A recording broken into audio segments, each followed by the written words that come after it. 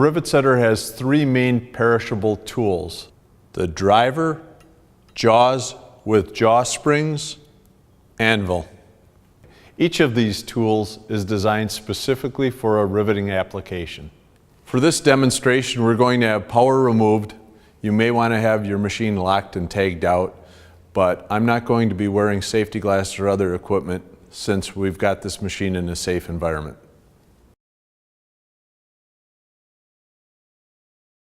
We're going to remove the jaws, and to remove the jaws, there's a single Allen head screw with a nut, and then we'll remove the driver.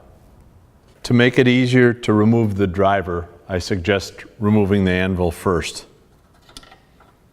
To remove the driver, we'll need to access the holding screw.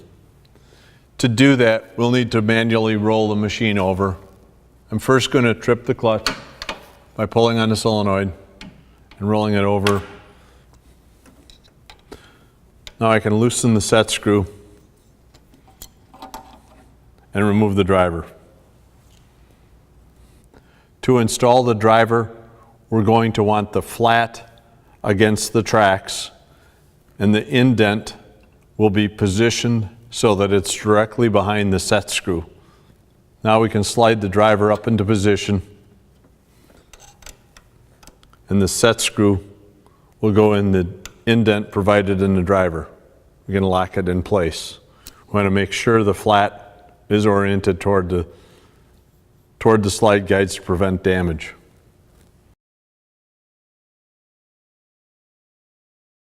Our next step is to install the jaws with jaw springs and auxiliary jaw springs. To do that, we're going to have to bring the machine to the home position, which is fully up.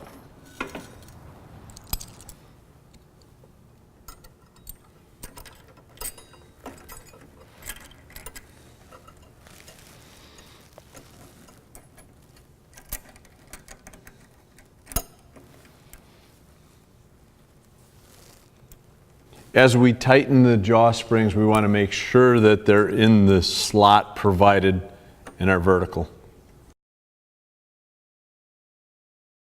To replace the anvil, you'll need an Allen wrench to loosen the locking set screw. Once the locking set screw is loosened, you should be able to remove the anvil, replace it with a new anvil, and lock it in place.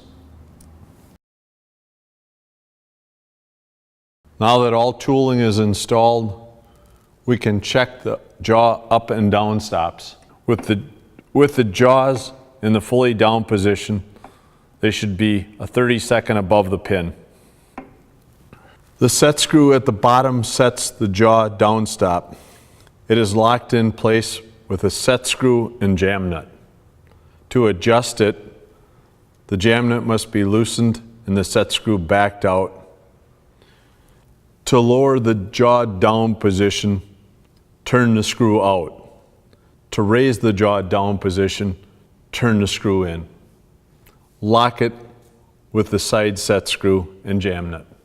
The next jaw position we're going to control is the up stop. We want the rivet to fall into the jaws so the jaw track is slightly above the jaws.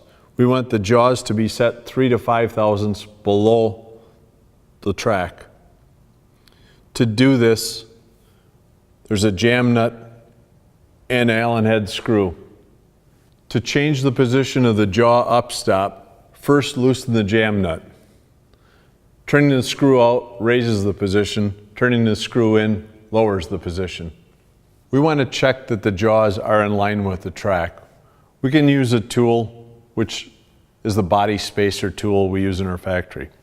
With this body spacer tool, we can slide it in the track and it should fall within the pocket provided in the jaws for the rivet body. With the jaws correctly installed, they should be flush at the bottom and the jaw springs should appear symmetric and even. To check our tooling, we're going to manually curl a single rivet. To do that, we're going to have to roll the machine over manually. First, we'll need to shuttle a rivet into the jaws. As the rivet contacts the anvil pin, we can check that the rivet is centered underneath the driver and on the pin. As we continue to roll the machine over, we'll start to curl the rivet and push the rivet through the jaws. In this position, in the curled position, we can see that our driver is centered over the anvil and that we've made a good curl.